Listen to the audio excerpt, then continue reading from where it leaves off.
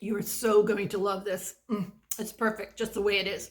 I like to take a knife and just score around where the core of the head of the cauliflower is and cut out most of that core. And that will be discarded. Then just cut your cauliflower into pieces. You can have some of the stem on there. You're going to cook this up nice and put it into the steamer basket of your pot. Add a couple of inches of water to the bottom of your pan and 6 large cloves of garlic. Just sprinkle them over the top. And then cook your cauliflower and garlic together on top of your stove till the cauliflower is tender and it's penetrated easily with a knife or a fork. I like to shred my cheddar cheese for this dish because I think it melts better than the pre-shredded that you buy in the store. So it just takes a minute and it really makes a difference. Now it's time to check the cauliflower to see that it is done. Oh, perfect. As is the garlic, ready to be drained.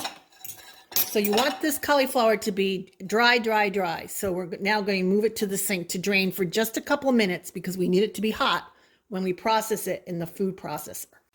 I've transferred steamed cauliflower and the garlic into the bowl of the food processor.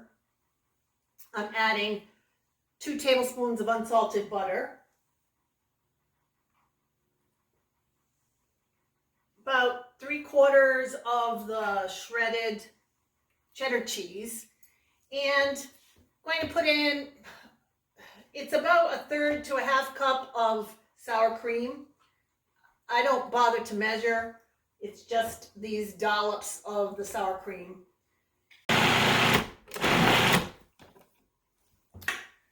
I'm going to add a 1/2 teaspoon of kosher salt and a 1/4 teaspoon of black pepper.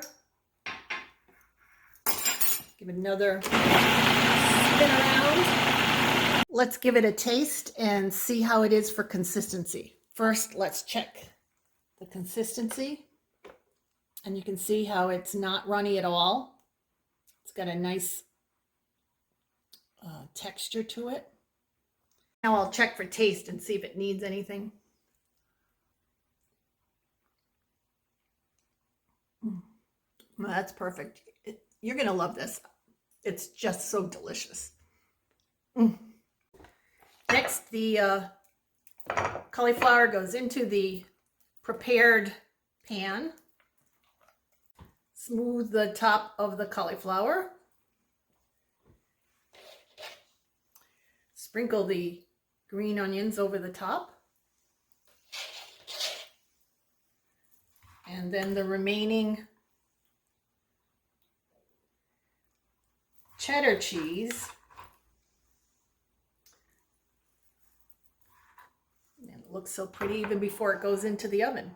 Pop it into your preheated 350 degree oven for about 15 to 20 minutes until the cheese on the top melts and it starts to brown. Fresh from the oven, delicious, browned, twice baked mashed cauliflower.